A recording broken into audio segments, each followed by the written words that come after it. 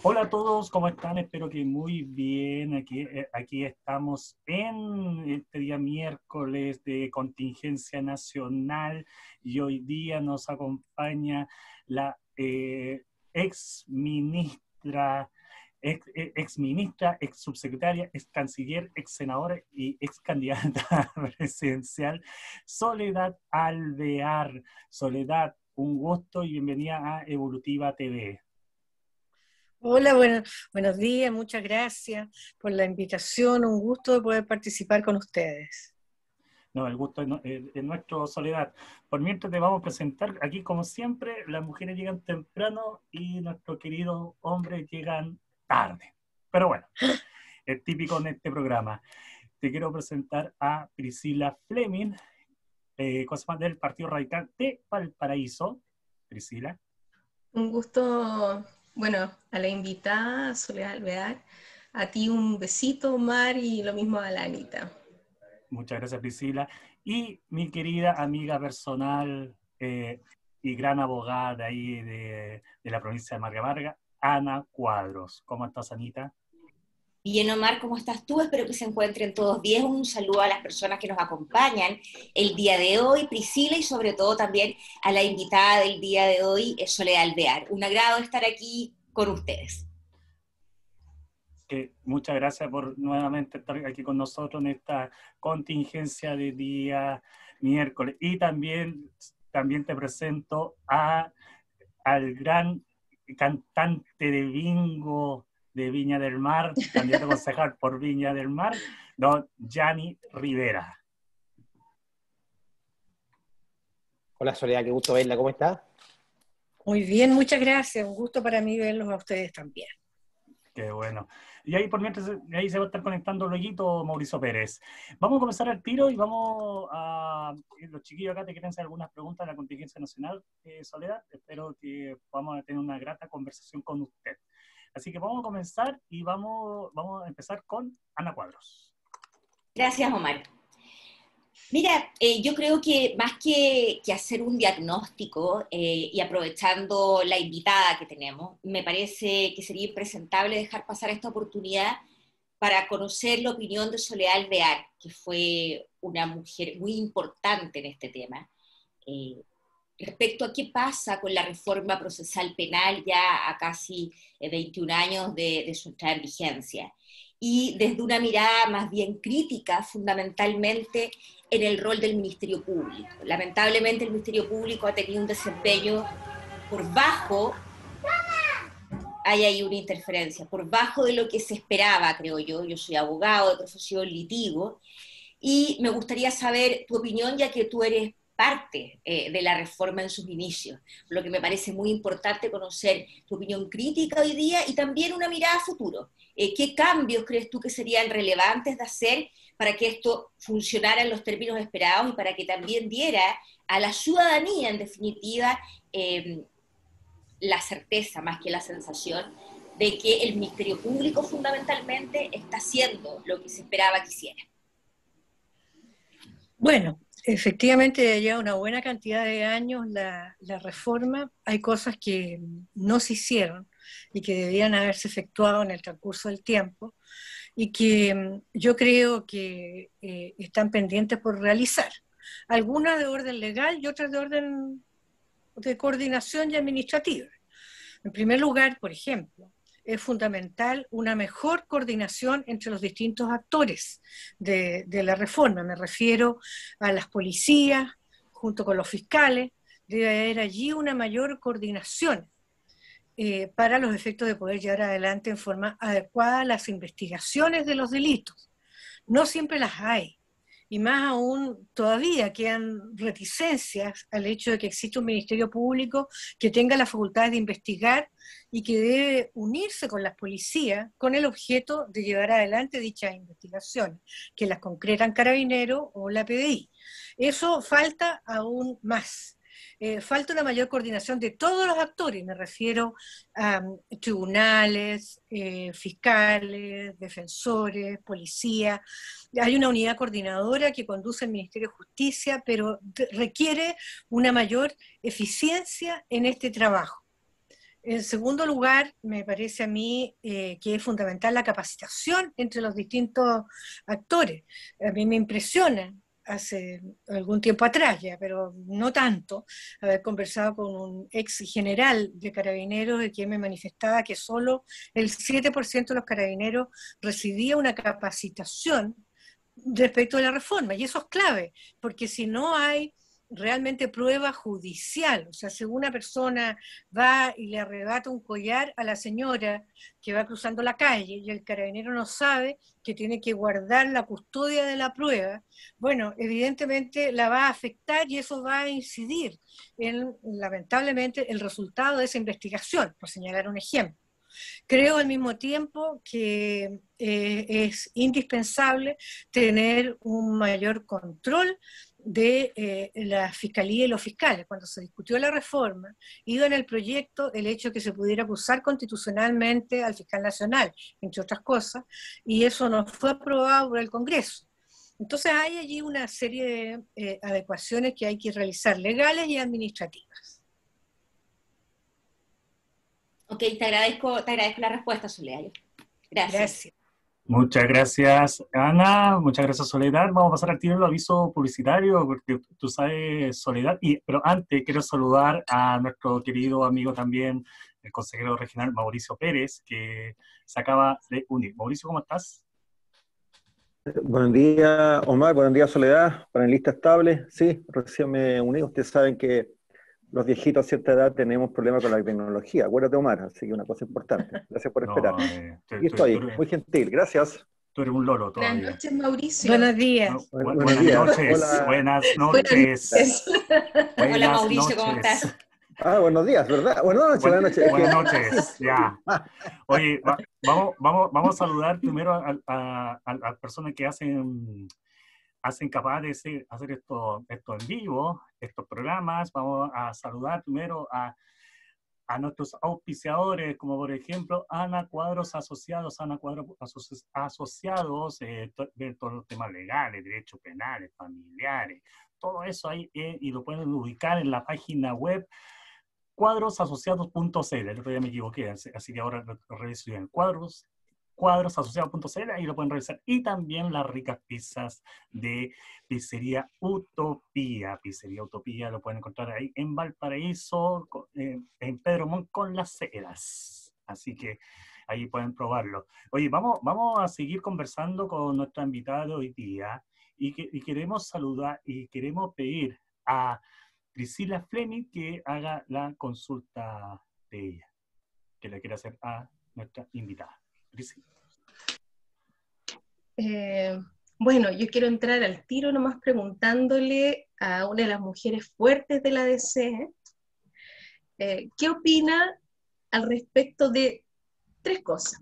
Del manejo de la pandemia, del tercer retiro del 10% y del proyecto que posterga o aplaza las elecciones de este próximo fin de semana. Bueno, lo primero es decir que yo ya no soy DC. Hace aproximadamente 4 años yo renuncié a la DC. No tenía idea. En este momento estoy en Comunidad en Movimiento, que es una agrupación que busca el poder plasmar los valores del humanismo cristiano en nuestra sociedad. Así que, pero puedo dar una opinión respecto de los temas que tú consultas. Respecto al manejo de la pandemia, yo creo que en general, yo diría, se han hecho esfuerzos importantes. La vacunación creo que ha sido un proceso muy exitoso. Sin embargo, hemos fallado en la trazabilidad que nos permita poder prevenir el hecho de que más personas se contagien. Y en ese contexto, yo creo que debiésemos apuntar a fortalecer aquello, porque como dicen todos los expertos, esta pandemia no ha terminado. Tenemos nuevos virus, no nuevas mutaciones del virus, y eso va a permitir que sigamos con esta pandemia un buen tiempo, y además para evitar problemas como que se han producido en la actualidad a futuro. Respecto de la prórroga de la fecha de las elecciones, yo creo que está bien. Yo creo que está bien el hecho de hacerlo. veo que aún se discute en el Parlamento esta presentación. La verdad es que la primera preocupación que debemos tener el día de hoy es lamentablemente la pandemia y el cuidar a nuestros ciudadanos y ciudadanas. Y en ese contexto, el hecho de estar actualmente con este nivel de contagio hacía presagiar que la verdad que en 2 semanas más esta situación se mantuviese, los peligros de contagio eran mayores e incluso pudiera hasta, entre comillas, deslegitimarse el proceso de elección frente a muchas abstenciones, frente a la preocupación por la pandemia. Y respecto al retiro del 10%, la verdad, un tercer retiro ya, yo no estoy de acuerdo. Desde luego hay muchas personas que ya retiraron todo, que son las personas más modestas.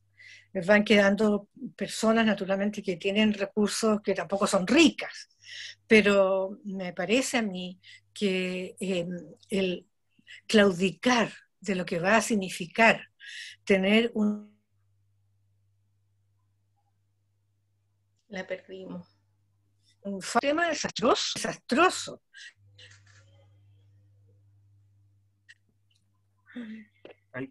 Disculpe, se había cortado. Sí. Me parece a mí que debiésemos buscar como país, como gobierno en el Parlamento, otra salida frente al drama económico que están viviendo las familias, pero no seguir echando pie y espacio para retirar más fondos que, insisto, es una plata de los propios ex trabajadores o trabajadoras que en definitiva va a perjudicar su pensión de vejez, que cada vez está siendo más larga, fruto de los avances que ha tenido la medicina. ¿Le parecen suficientes las medidas del gobierno para ir en ayuda a la clase media, que en su mayoría es la que está pidiendo el tercer retiro? Yo tengo la impresión que no son suficientes y que habría que pensar en otras medidas que pudiesen llevarse adelante para los efectos de poder paliar esta situación económica difícil que están viviendo muchas familias el día de hoy. Y en relación al aplazamiento de las elecciones, ¿usted cree que el escenario va a ser favorable en mayo para las votaciones? No soy pitoniza, ni soy médico, ni pertenezco al rubro de la salud como para poder pensarlo. Ojalá, yo digo ojalá que esté listo, porque no podemos seguir retrasando la conformación, especialmente, digo yo, de los constituyentes. El conformar el grupo de personas que debe abocarse a la discusión de una nueva constitución, a mi juicio, es fundamental y no podemos seguir postergándolo. A mi juicio, esa es la definición más importante. Elegir alcaldes, concejales, gobernadores, por cierto, es importante, pero son cargos que duran 4 años. Una constitución, espero que hagamos una constitución como país que pueda regir en nuestro país los próximos 30, 40 años. Es la elección más importante que tenemos en los próximos meses, de manera tal que yo espero realmente que esta se pueda realizar de todas formas, y quizás pensar en una separación con las otras elecciones pudiese ser también una decisión a pensar.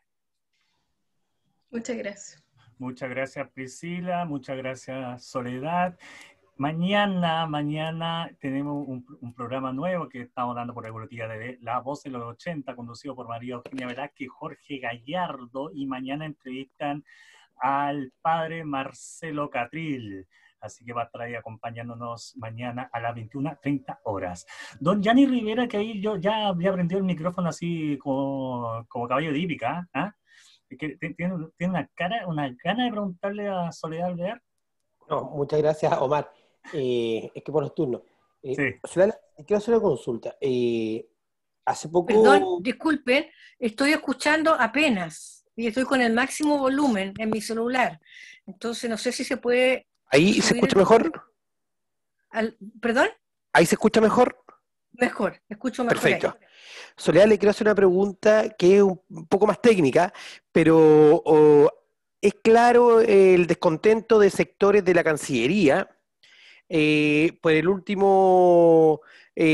por la última firma de la declaración que firmó el gobierno chileno junto con la Cancillería bonaerense en la visita del presidente Fernández a Chile. Varios técnicos y personas de la Cancillería han expresado su preocupación porque ese documento, que puede ser inofensivo, puede ser utilizado más adelante en las reclamaciones marítimas o fronterizas que por lo general utilizan los países cuando reclaman cosas en organismos internacionales. Y también es conocido el malestar de las Fuerzas Armadas y la preocupación de aquellas. Usted, como ex canciller, y que además participa, entiendo, del comité de los ex cancilleres, todos dicen que fue una medida en consulta, no conversada. ¿Cuál es su opinión al respecto? Porque esa discusión se ha dado poco, pero yo creo que es extremadamente necesaria y preocupante además para los temas de inteligencia y de fronteras del país. Ahora, lo primero que debo decir es que yo me enteré por los medios de comunicación de esta visita. No hemos tenido hace varios meses reunión con el canciller, este grupo de ex ministros de Relaciones Exteriores que nos reunimos con frecuencia para debatir temas internacionales. En este caso hay varios meses en que esto no se ha producido. Lo segundo que quiero decir es que, por ende, no tengo todos los antecedentes de aquello. Lo segundo es decir que una de las preocupaciones sustantivas que debe tener la Cancillería chilena es la relación con los países vecinos. Y en ese contexto, entonces, lo que se haga para los efectos de mejorar las relaciones, mantener las buenas relaciones, establecer un diálogo permanente para los efectos incluso de solucionar eventuales temas de conflicto que se producen naturalmente por múltiples razones entre los países que son fronterizos, es una decisión que cualquier cancillería del mundo la toma. Ahora, no he conocido cuestionamientos de internacionalistas respecto de esta visita, la verdad, pero siempre, insisto, como principio fundamental es importante el hecho de que nosotros tengamos relaciones de diálogo permanente con los vecinos. Ahora bien, yo creo que en paralelo Chile debe hacer mucho para avanzar en todo lo que significa la protección de la Antártica. Ahí hay una proyección que es no tan largo plazo en que se va a revisar de alguna manera el tratado que dio origen al Estatuto Jurídico Antártico. Y en ese contexto la relación con los países que tienen allí intereses es clave para los efectos de la protección también de los intereses y desafíos que Chile tiene. Y en ese contexto yo creo que la Cancillería debe abocarse con mucha decisión. Y eso efectivamente se ha expresado a la Cancillería. Incluso yo he escrito algunas columnas respecto al tema. Muchas gracias. Muchas gracias, Yanni. Muchas gracias, Soledad. Don Mauricio Pérez. Yo estoy. ¿Me escucha? Sí. Señora Alvear, ¿me escucha? Me escucho muy bajo, pero... Muy bajo. Ahí no escucho nada. Estamos más perdidos todavía. Ya. Ahora escucho mejor. ¿Escucha mejor? Sí. Ya. Bueno, mis antecesores me quitaron mis preguntas que tenía pensadas. Tanto el tema, ¿cierto?, el manejo de la pandemia, el tercer retiro, el correr las elecciones, pues ya ni le preguntó por el tema de la Cancillería. Entonces, bueno, ahora mi consulta es la siguiente. Usted señaló recién que cuando Priscila le señala que era demócrata cristiana, usted le dice que renunció al partido y está en un movimiento. Cuénteme de ese movimiento. Quiero escuchar su idea, su idea fuerza,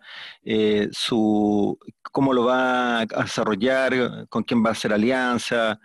Porque yo creo que siempre se ha dicho que por ejemplo, los tiempos de la Concertación tenía dos almas, ¿cierto? Un alma cristiana que estaba inspirada a través de la democracia cristiana y un alma agnóstica que era el tema del PPD y el PS. Y que esas almas en algún momento iban a chocar con una fuerza tectónica. Y usted, ¿cierto? Como cristiana, diga, ¿cómo ve su movimiento? ¿Dónde quiere explorar? ¿Con quién quiere hacer alianza?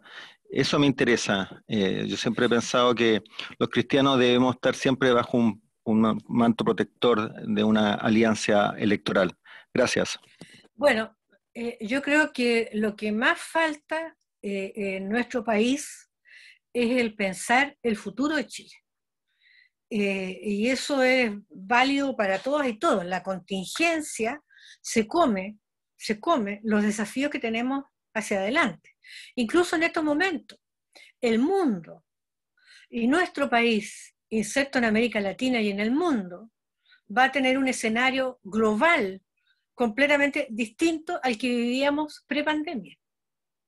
Hay problemas a nivel multilateral mucho más complejos y que es necesario fortalecer el multilateralismo. Todos sabemos que está muy debilitado estas decisiones en Naciones Unidas o en organismos regionales como la OEA, por ejemplo, están muy debilitados.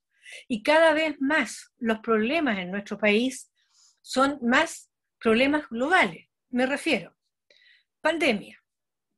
No es solo un problema que Chile lo resolviera, estoy diciendo algo utópico, porque Chile no lo va a resolver en nuestro país. Este es un problema mundial y tenemos que sacar lecciones de cómo abordamos a nivel mundial, fortaleciendo el rol de la OMS, por ejemplo, la Organización Mundial de la Salud, para poder hacer frente a esta pandemia y las futuras pandemias. Esto no se resuelve con decisiones políticas de cada país, que compre más o menos vacunas, eso está muy bien, pero no es solamente eso. Quienes tenemos valores del humanismo, también pensamos que esto debiese ser independiente de la situación económica de los países. Hay países muy pobres que necesitan igualmente vacunas, por ejemplo. En segundo lugar, un gran tema que se discute a diario en Chile es el tema migratorio. El tema migratorio que debe tener reglas. Teniendo Chile una cantidad importante de inmigrantes, muchos, de distintos países y por distintas razones, especialmente venezolanos en este momento por el régimen totalitario que viven en Venezuela. Bueno, tenemos esa dificultad. ¿Cómo no va a ser posible que Chile se incorpore a las reglas de un tratado universal sobre migración para poder ponernos de acuerdo con los otros países? Nosotros necesitamos en ese contexto trabajar unidos en las reglas que el mundo quiere darse para los efectos de la migración. Problema de las drogas, narcotráfico. Todos sabemos que estos delitos parten en un país, circulan por otros países, llegan a terceros países, y es un drama que estamos viviendo a diario. Bueno, este es un tema mundial. Entonces, solo para plantearle los temas mundiales que nosotros debiésemos abordar y no quedarnos en lo pequeño. En torno a lo nacional, nosotros tenemos la obligación como país de hacer análisis de prospectiva. ¿Cómo queremos ver a Chile en 30 años más? ¿Y qué tenemos que hacer en los próximos 4, en los próximos 8, en los próximos 10, 15, 20 años? ¿Cómo queremos ver a Chile? ¿Vamos a ser un país exportador de servicios? ¿Vamos a ser un país en que va a agregar valor agregado a sus productos para poder dar más fuentes de trabajo? Etcétera, etcétera. Y eso no se hace. Por ende, Comunidad en Movimiento, ¿qué es lo que quiere? Frente a estos desafíos, reflexionar respecto de cómo mantener los valores del humanismo cristiano en todos los desafíos que Chile y el país tienen. Es una cosa muy ambiciosa, pero nosotros estamos trabajando en propuestas. Nosotros no estamos en la discusión sin perjuicio que hay candidatos independientes que representan a Comunidad en Movimiento en algunas regiones del país. Bueno, es muy importante, ojalá salgan, o salgan algunos, pero lo más importante es pensar en qué constitución queremos para que rija Chile en 30 o 40 años. Y eso significa hablar en serio, hablar de contenido. Y eso es lo que nos estamos dedicando en Comunidad de Movimiento. Entonces, cuando usted me dice cuáles son las alianzas futuras, no es nuestra preocupación. Nuestra preocupación son los contenidos, el poder difundir nuestros contenidos. Hoy día en la mañana teníamos una reunión justamente semanal que realizamos para los efectos de ver cómo seguimos, porque tenemos grupos de trabajo en distintos temas para poder hacer un aporte en políticas públicas y al debate del país. Ojalá podamos llegar a un debate de contenido y ojalá esta propuesta de postergación de las elecciones permita tener un mayor contenido en las propuestas constitucionales. Algo decía Carlos Peña el día de hoy en un artículo, una columna en el Mercurio. Yo creo que hace falta. O sea, y ser responsable para no generar una frustración, porque sería tremendo que la gente se haga mucha expectativa que le va a llegar un mamógrafo a su consultorio. Una vez en un cabildo participativo que yo estuve, una señora decía, yo quiero una nueva constitución para que llegue un mamógrafo a mi consultorio. Y yo ahí tuve que pedir la palabra y decirle, eso no se requiere una reforma constitucional, eso se requiere una definición del Ministerio de Salud, de las autoridades de salud, de dónde se distribuyen los mamógrafos. Eso no tiene que estar en la Constitución. Seamos responsables también para no generar expectativas en la gente, a fin de que se van a solucionar todos los problemas, incluso en la mayoría de los casos. No se soluciona el problema de salud. Se va a tener que contemplar en la Constitución naturalmente el derecho a la salud, pero eso va a requerir leyes que deben aprobarse para adecuarse a aquellas definiciones que se hagan en la Constitución. Seamos, por favor, responsables, de lo contrario, la frustración que se puede generar en muchas personas es grave. Y cuando uno ve de repente la franja electoral o las exposiciones de algunos partidos, de algunos candidatos, yo al menos tirito de susto por la frustración, no porque me dé miedo, sino por la frustración. Y seamos capaces de elegir constituyentes responsables. No estoy diciendo de ningún partido político, de ningún independiente, responsables, personas que vayan a aportar, personas que tengan capacidad de dialogar, personas que tengan convicciones a fin de ser capaces de defenderlas dialogando, con tolerancia, personas que pretendan extremar posiciones, son fatales para lograr acuerdos. Y en Chile se requiere una casa para todas y todos. Eso es una nueva constitución, que reconstituya lo que el cardenal Silva decía, el alma de Chile. Gracias. Muchas gracias, Soledad. Muchas gracias, Mauricio. Omar, Dígame. ¿Me permitirías adelantarme a mi amiga Ana y mi amiga Priscila? Perdón, ¿puedes ponerte el micrófono para escucharte sí, mejor? Muchas perfecto. gracias. Sí, dale nomás, Janine. Gracias, muchas gracias.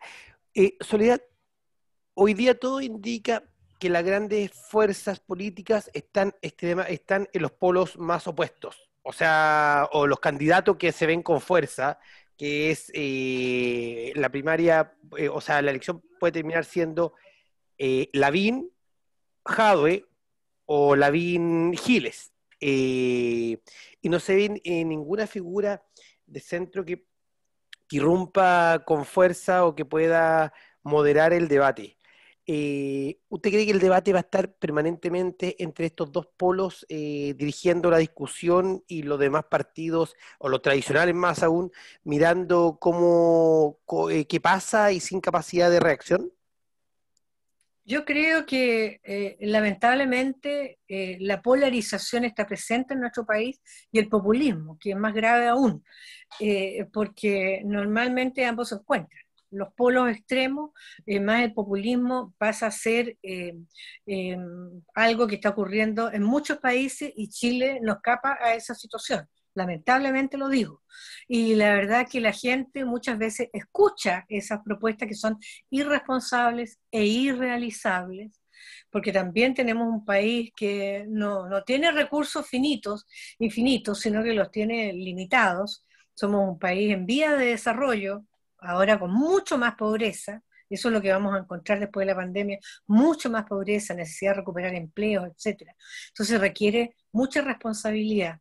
Yo aspiro, y en eso, bueno, medios de comunicación, programas como este y tantos otros, y así también con mayor razón los dirigentes, los líderes, ya sean de partidos políticos o de movimientos, o líderes académicos, o líderes sociales, etcétera, etcétera, deben plantear la responsabilidad, el fortalecimiento de la democracia. En definitiva, ¿qué es lo que aspiramos con una constitución? Que nos dé gobernabilidad, gobernabilidad. Y eso se construye con trabajo de diálogo, con trabajos de contenido, y es por eso que humildemente nuestro trabajo va enfocado en esa dirección.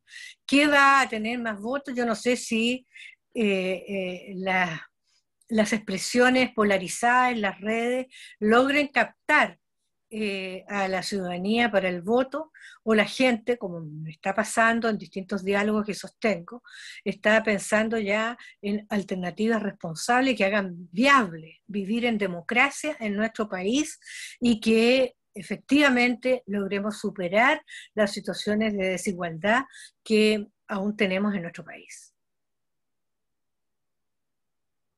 ¿Yani?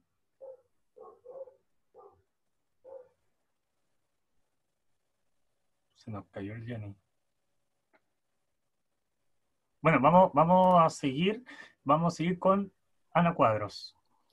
Retomando un poco, a mí yo agradezco de verdad la intervención de Soledad Alvear. Me parece que efectivamente la clase política hoy día ha generado muchísimas expectativas en la gente y ha jugado mucho con las proyecciones que las personas han puesto en esta nueva constitución, como si fuera la gran salvadora de toda la crisis que está viviendo nuestro país. Y desde ahí yo me atrevo a agradecer también cuando líderes de la envergadura de Soledad son capaces de decir en programas como estos, abiertos por la red, que uno trata de influir de alguna forma en las redes sociales, darles una mirada que no sea esta mirada tan populista que se ha propagado por Chile en definitiva, que en realidad la cosa no es tan así. El sentido de realidad que nos has dado el día de hoy. Y en ese sentido profundizar un poco, porque tampoco nos queda mucho tiempo, pero que nos dieras algunos grandes lineamientos en torno a cómo enfrentarías el tema del narcotráfico en Chile. Creo que el problema de la droga ha ido mermando a la sociedad chilena y hoy día tengo la sensación yo de que ha llegado a esferas como ha pasado en otros países. Y que la verdad es que el futuro no se ve muy auspicioso en ese sentido. Porque todos sabemos que cuando la droga llega a las esferas de poder, a las esferas donde se toman decisiones, donde se tienen que ejecutar las políticas, en definitiva, ya no hay vuelta atrás. Entonces, algunos lineamientos respecto a eso me parecería muy interesante que nos compartieras. A ver, no soy experta en los temas de seguridad, menos del narcotráfico, pero yo creo, en primer lugar, que hay que conocer muy bien el tema para los efectos de delinear en toda la sociedad, en las instituciones públicas, las políticas adecuadas para enfrentarlo. Y hay algo sí que es absolutamente claro: no se puede postergar la definición. Yo creo, en primer lugar, que respecto del tema del narcotráfico, nosotros debemos tener todas las medidas preventivas necesarias. Normalmente cuando se habla de los temas delictuales, lo primero que se piensa es aumentar la sanción. La verdad que es la primera respuesta. Además siempre surge alguno o algunos o algunas parlamentarias que al día siguiente plantean un proyecto de ley para endurecer las penas. Quiero decirle que eso no sirve para nada. O sea, la verdad que no disminuye el narcotráfico porque el Congreso resuelve aumentar la pena. Lo primero que tenemos que hacer siempre, y que es lo que nunca se hace, es pensar primero cómo prevenir, cómo evitar que los niños sean víctimas, porque un niño de 7, 8, 10, 12 años no es capaz de razonar como un adulto, y que los meten en el narcotráfico, ya sea como burrero, ya sea vendiendo un poquitito, en fin. Esos niños tenemos que sacarlos de ese circuito. Y en ese sentido, por ejemplo, cuando hay campañas municipales, por citar un ejemplo, se requiere muchas más propuestas y proyectos que deben hacer los propios municipios para los efectos de la prevención. Por ejemplo, la deserción escolar. Estos niños empiezan a desertar de las escuelas. Ahí detectar esos niños y poder llevarlos a programas especiales de reforzamiento de estudio, porque cuando pasan 4 o 5 meses, volver a la escuela ya es no entender nada de lo que están aprendiendo. Entonces, ahí los municipios deben establecer criterios para detectar a esos niños. Por ejemplo, municipio de Peñalolén, donde conozco el programa. Allí lo que se hace es que si un niño falta 2 días a clase, se avisa al municipio y ahí hay asistentes sociales que van a ver qué pasa con el menor. Puede que esté enfermo y nadie haya avisado, pero puede que esté en una situación, como me tocó conocer un caso, en que el papá y la mamá ya estaban presos por narcotráfico. Entonces el niño no estaba asistiendo porque no tenía ningún adulto, era un niño pequeñito. Entonces lo llevan, en el fondo le dan el apoyo psicológico, pero también educacional, para que el niño se pueda reincorporar al colegio con habilidades para poder seguir entendiendo las materias. Ahí hay un trabajo que es muy importante en materia de prevención, abordar la deserción enorme que existe y que lamentablemente se perjudica hoy con la pandemia, la deserción escolar. No me estoy hablando solo de los niños, sino que también de los adolescentes y de los jóvenes. Ahí tenemos que tener programas, de lo contrario, ¿qué hace un niño, un joven de 16, 17 años, que no trabaja ni estudia? Con esta situación de tráfico de drogas que se está produciendo en el país. Yo creo que es muy importante volver a esos niños a la educación, a esos jóvenes, y dotarlos de posibilidades para que puedan hacer algo en el futuro. O por último puedan postular a carreras técnicas o profesionales, porque se ha hecho un programa especial para que sus estudios le permitan homologarse. Eso en materia de prevención y muchas otras cosas más. Pero en materia de persecución también es muy importante. Hay que especializar mucho más a nuestras policías en esto, a nuestros fiscales en esto.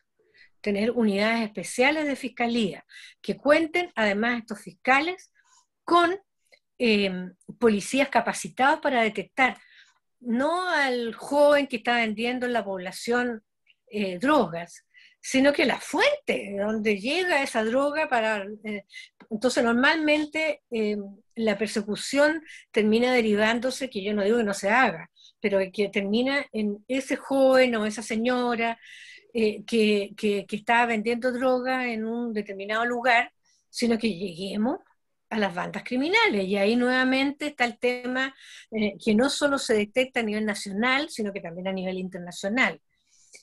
No tenemos capacitación, tenemos que dotar de recursos necesarios para llevar adelante estas investigaciones. Son investigaciones difíciles. Tenemos que tener un servicio de inteligencia que sea adecuado también en este tema, que es muy importante. Entonces tenemos muchas tareas que realizar y tenemos en un doble enfoque preventivo y también sancionatorio a quienes ya lo han cometido para los efectos de tener una política pública adecuada en Chile. Si falta una, vamos a trastabillar. Y por eso cuando yo veo solo enfoques en materia represiva, a mí me producen escalofríos, porque eso no soluciona todo el problema. Van a reemplazar a ese joven que metieron preso porque estaba vendiendo una población, lo van a reemplazar por otro, si no tenemos tareas de prevención. Entonces esto tiene que ser un todo. Te agradezco, me parece distinto el enfoque que le has dado, porque por un lado lo ves desde donde se inicia este problema, que es en la infancia, que claramente está muy descuidada y manoseada en este país también, y por otro lado desde donde se mueve, es como de los dos extremos, y totalmente de acuerdo. Te agradezco mucho la respuesta, Soledad. Muchas gracias. Muchas gracias, Ana. Priscila, su pregunta a Soledad. Súper. Corrijo, mujer fuerte de comunidad en movimiento. Usted fue exministra del Servicio Nacional de la Mujer. Hoy día en Chile, al 23 de marzo, hay 8 femicidios consumados y 23 que quedaron ahí. ¿Qué haría usted hoy o cómo abordaría la problemática de violencia de género que existe hoy? A ver, Yo creo que lo primero es establecer un adecuado sistema preventivo.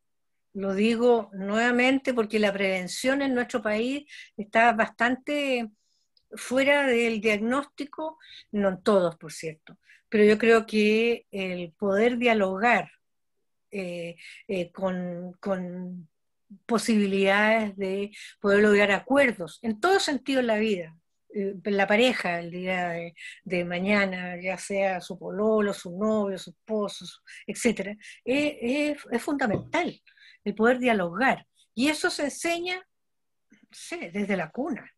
O sea, si nosotros estamos en nuestros hogares peleando todo el día, termina garabateándose uno al otro, incluso una agresión física, o se golpea a los niños, ¿qué aprenden los niños? Si los niños no aprenden de discurso, los niños aprenden de lo que vemos. Lo mismo si hay un profesor o alguna profesora que comete hechos descalificatorios o de menoscabo respecto a los niños. Eso se va aprendiendo en esa conducta, eso es lo que queda. Si uno retrocede en su vida, algunos tenemos que retroceder más que otros, como ustedes, para recordarnos de nuestra infancia. Siempre en nuestra infancia quedan cosas maravillosas, porque la mayoría tuvimos infancias bonitas, no todos en realidad, pero las que nos queda, incluso es alguna situación en donde nosotros nos hayamos sentido menoscabados. Y cuando un niño o una niña vive eso permanentemente, ¿qué esperamos? Va a salir a jugar fútbol en la plaza, ¿no es cierto? Y a la primera que no le guste va a pescar la pelota y se le va a llevar algo casi. Porque no ha aprendido a dialogar como forma de resolución de un conflicto. Entonces, creo que eso es fundamental. Pero al mismo tiempo, tenemos que fortalecer los mecanismos de prevención cuando estos se hayan producido. El tema de las tobilleras a mí me parece que es fundamental, pero que sean implementadas de forma adecuada y en el número también adecuado de personas que la necesitan. Las tobilleras para permitir que cuando han sido alejados, hombres o mujeres, de la violencia, efectivamente se respete esa distancia que debe tener con la víctima. Y eso es fundamental, a mi juicio. Por otra parte, mayor capacitación a los actores del sistema para estos efectos. Todavía se requieren cambios culturales. Hay muchas personas que me han señalado que en algunos ámbitos, ya sea policía o incluso en algunos jueces, se vuelve a escuchar en algunas ocasiones que, bueno, que es el marido que le hizo esto. ¿Ah? Y es por eso que cuando fui ministra del CERNAM, una de las primeras cosas que modificamos fue ese artículo del Código Civil que decía que el marido tenía la potestad de respecto de los bienes y la persona de la mujer. Entonces, antiguamente, si iba a la comisaría, el carabinero le decía, pero mire, si el marido puede disponer de su persona. Entonces, eso se modificó. Pero yo creo que lo que nos falta fundamentalmente es un cambio cultural.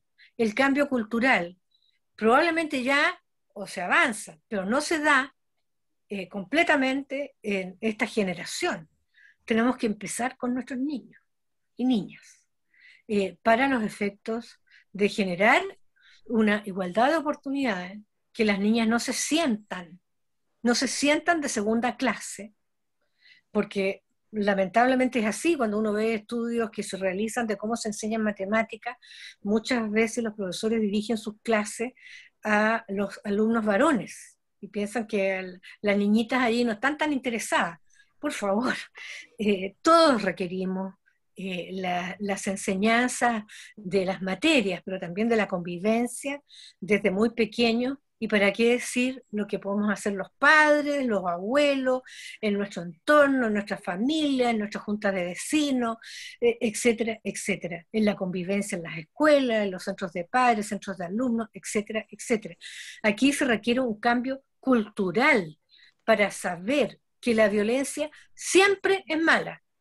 Eso es lo que yo sostengo. Siempre es condenable, ya sea en el hogar o ya sea destruyendo un edificio público. Es mal. es un mal, la violencia debemos erradicarlas.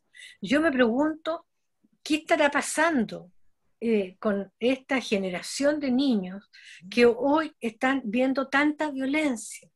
Tanta violencia, porque como no hay muchas noticias en el país, fruto de la pandemia, hay menos actividad, la gente no se mueve, las noticias son hechos delictivos que los transmiten en vivo varias veces y repetidos en medios de comunicación y el problema de la pandemia. Es como, y hoy día se introdujo el tema de la postergación de las elecciones, pero esos son los debates en Chile en estos momentos. Entonces la exposición de los niños a la violencia es extrema, y como pasan conectados en aparatos de sus celulares o internet, bueno, siguen con juegos de violencia. Y eso es cuestión de mirar en cualquier parte. ¿Qué está mirando un niño cuando está con su celular? Está jugando un tema de violencia. Entonces, yo diría que esto tenemos que ponerle atención, cuando siempre esperamos que sea el gobierno, el parlamento. No, ¿qué estamos haciendo cada uno de nosotros para fomentar el diálogo, el respeto? Si un niño escucha que nosotros estamos enojados en una conversación con teléfono de alguien y cortamos el teléfono, bueno, ¿qué aprende el niño? Lo aprende. Entonces, me parece a mí que tenemos todos que ponernos en esta ruta de erradicar la violencia. De ahí creo yo que parte el tema fundamental, sin perjuicio, vuelvo a decirlo, que quienes han cometido violencia intrafamiliar, que es un delito el día de hoy, felizmente, puedan ser condenados, porque los daños que esto produce, no solo a la pareja, sino que a los niños, es brutal. Es brutal. Cuando fui ministra de Justicia, hicimos en un momento un estudio para los efectos de ver de las personas privadas de libertad cuántos habían sufrido maltrato infantil o violencia. Y el porcentaje era altísimo. Cuando digo altísimo, más del 90%. Entonces yo no digo que eso fue lo que culminó en el delito, pero llama la atención que un porcentaje de esa envergadura haya vivido violencia en niños o niñas. Señora Soledad, pero yo entiendo la cultura de la violencia, ¿no? Que involucra, por supuesto, a la infancia, pero para llevarla a la pregunta en relación a la violencia contra la mujer, y como ex ministra del Servicio Nacional de la Mujer, ¿qué medidas usted cree que nos falta como sociedad hoy día para prevenir la cantidad de femicidios que hay hoy? No, creo que es brutal, por eso yo vuelvo a decir que hay que trabajar, igual que en el tema de las drogas, en una doble dimensión, evitar que se sigan produciendo a futuro y tomar todas las medidas, perdón. Si me permiten, Soledad Alvear dijo algo súper importante, que es el cambio cultural. Vivimos en un país, y me voy a tomar la palabra un segundo, vivimos en un país en que las mujeres creen que los hijos son de ellas. Ahí hay un sentido de propiedad, entonces tampoco sueltan mucho la posibilidad de incorporar eficaz y de buena manera al hombre, por ejemplo, en las tareas de crianza. Entonces, ojo ahí, yo creo que también se ha producido de parte de las mismas mujeres, y no las estoy culpando, porque insisto, es un tema cultural, de correrlo, de postergarlo. Y eso, claro, que también ha creado en los hombres ciertos sentimientos. Entonces, yo creo que lo más importante aquí, y lo que yo rescataría, es este cambio cultural, este cambio de visión. Y afortunadamente, yo tengo una niñita de 15 años, las nuevas generaciones vienen con una mirada súper distinta. Y yo creo que ese cambio profundo va a evitar que en unos años más tengamos que estar lamentando la cantidad de femicidios que vemos hoy día, porque los niveles de violencia van a bajar. Si aquí no se trata de culparse entre ambos sexos, se trata de cómo logramos una sana convivencia para futuro y para que no se den estas dinámicas relacionales tan violentas. Sí, yo estoy de acuerdo con lo que ustedes señalan. Y yo no he dicho que no hay que tomar medidas a corto plazo. Lo que yo digo es que la prevención siempre es fundamental para evitar que se sigan sucediendo estos hechos, porque si no hacemos nada, podemos meter en la cárcel a todos los que han cometido hechos de violencia delictual y que producen muchos efectos, y tomar medidas en ese sentido, pero si no hacemos algo más, se van a seguir produciendo. Cambio cultural. Y en las medidas, yo creo que se requeriría además, para la violencia contra la mujer, el hecho de que frente a situaciones de miedo o de peligro de las mujeres, sería importante tener mayores posibilidades de refugios para mujeres. Refugio a mujeres y sus hijos. Si una mujer sabe, ha sido amenazada con un puñal o un cuchillo, etcétera, por su pareja, bueno, tiene que irse con sus hijos a un determinado lugar. Yo creo que eso, junto con hacer las denuncias para que esto no se concrete y se tomen las medidas necesarias en contra de quien ha cometido tal hecho de violencia. Yo creo que sobre todo en los casos puntuales que uno termina conociendo por los medios de comunicación, por la prensa, los hechos trágicos que se han producido tenían con antelación algún aviso de un hecho de violencia menor. Y en ese contexto yo creo que es muy importante tener una alternativa, porque una cosa es alejar al autor de estos delitos de la víctima, sino que también es necesario muchas veces el hecho de tener dónde irse. Y adicionalmente creo que se requiere mucho más capacitación de las mujeres. Me explico. Uno cuando empieza a mirar lo que es el círculo de la violencia intrafamiliar, uno se da cuenta que viene un periodo en que él se arrepiente, o ella. Hay algunos casos en que ellas han sido las hechoras de actos de violencia, pero la mayoría son hombres en realidad. Viene un periodo en que la vuelve a regalonear, que vuelve a estar muy tierno con ella, que le regala una florcita, que le va a comprar el pan, en fin, que tiene muchas actitudes muy amorosas con ella y con sus hijos, y después viene el periodo en que empieza nuevamente a decaer hasta llegar a un momento agresivo. Y cuando se vive este círculo, y la mujer, ¿qué es lo que espera? Que pase luego este círculo para llegar al tiempo en que está muy bien con su pareja. Y esto es una cosa que las mujeres, muchas mujeres tienen en su cabeza, ¿no? Es que era tan tierno, después mejoró, o no quiero seguir adelante con la querella porque resulta que ahora está tan amoroso, cambió completamente. Y cuando estos hombres están enfermos, o estas mujeres de este círculo, requieren tratamiento. Y yo creo que también allí se requiere muchos más tratamientos, porque ese hombre o esa mujer que golpeó a un ser que quería, bueno, por Dios que necesita un tratamiento, porque si agrede a quien más quiere, bueno, ¿qué queda para el resto? Entonces creo que se requieren también tratamientos de psicólogo y psiquiatra.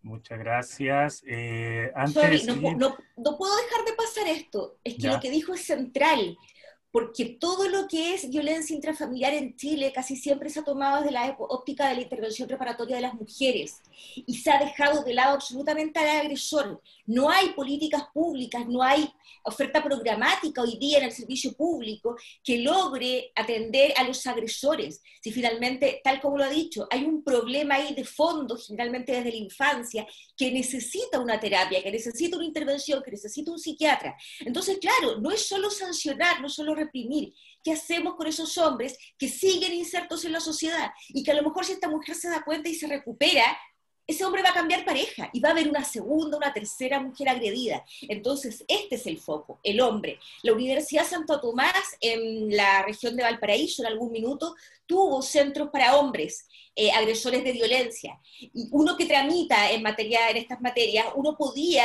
lograr que se fueran derivados a estos centros de atención psicológica gratuita para obtener la intervención necesaria. Pero la verdad es que no resultaron, y hoy día desde lo público tampoco hay una oferta programática. Yo creo que ese es un muy buen punto. Está absolutamente dejado de lado el agresor. Hay que hacer algo con los agresores. No significa solo reprimirlos, condenarlos, etc. Hay que hacer algo con ellos también. En realidad mi pregunta no tenía que ver con los agresores, tenía que ver con las protecciones que necesitan las mujeres para no terminar muertas. Eso. Muchas gracias, chiquillas. Por honor al tiempo, Yanni dijo que tuvo problemas con internet, así que igual pide las disculpas correspondientes. Y vamos al finalizar este programa con Mauricio Pérez. Bueno, para cerrar el tema que estaban hablando ustedes, hoy día en la Estrella de Valparaíso señala que una chica de 22 años murió a manos de su agresor en San Felipe. Entonces es un tema de nunca acabar. Eso es complejo. Yo creo que el tema que trata mi amiga Anita con respecto al agresor es fundamental. Yo creo que una forma de detener la cadena de violencia intrafamiliar es justamente interviniendo al maltratador, que es el hombre. No, está bien el tema de la reparación de las mujeres, pero si no ponemos los ejes. Y lo otro, cosa importante, yo creo que Pero cuando sería... no logramos proteger a las mujeres y queremos Sí, trabajar sí, desde la pero yo me refiero al hecho de que ese agresor, como dice ella, la Benita, va a seguir, va a continuar. Yo creo que sería un tema importante, tal como lo estamos viendo a futuro, en una mirada, tal como lo hablamos de la Constitución, es el tema de introducir en la comunidad escolar, temas de violencia, y yo creo que por ahí podría partir algunos indicadores para ir disminuyendo esta brecha. Yo no soy profesor, es una sugerencia, dije yo. Y con respecto a nuestra invitada, eh, una consulta es, ¿por qué usted, cierto, con su experiencia como abogada, que fue ministra, que fue senadora, miembro de un partido importante en la historia de la República Chilena, cierto, desde los años 40 hacia adelante, no fue, no ha sido invitada, cierto, a la constituyente? A ver, termino brochando lo primero, la primera pregunta. La verdad es que yo diría que en términos de violencia contra las mujeres es clave, primero que nada, capacitación a las mujeres para entender y denunciar los hechos de violencia. Dos, el hecho de que puedan establecerse sanciones adecuadas cuando ya se cometen delitos. Tercero, yo creo que es clave para el agresor también en una etapa inicial poder tener un apoyo para estos efectos, un apoyo psicológico o psiquiátrico. Y por último, las tobilleras y aumentar las casas de refugio.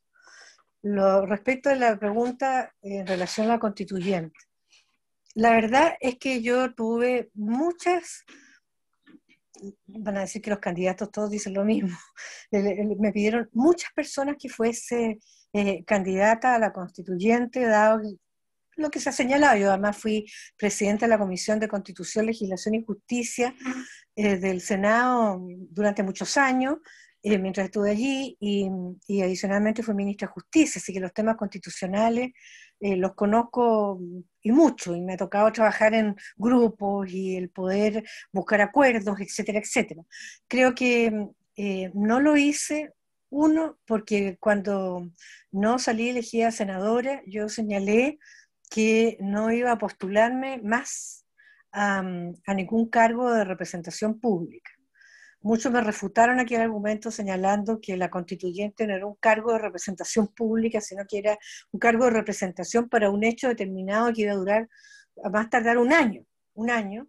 Sin embargo, yo creo que en política la palabra tiene que ser siempre coherente, y por ende la coherencia me indicaba que yo no debía seguir en ningún cargo de elección popular.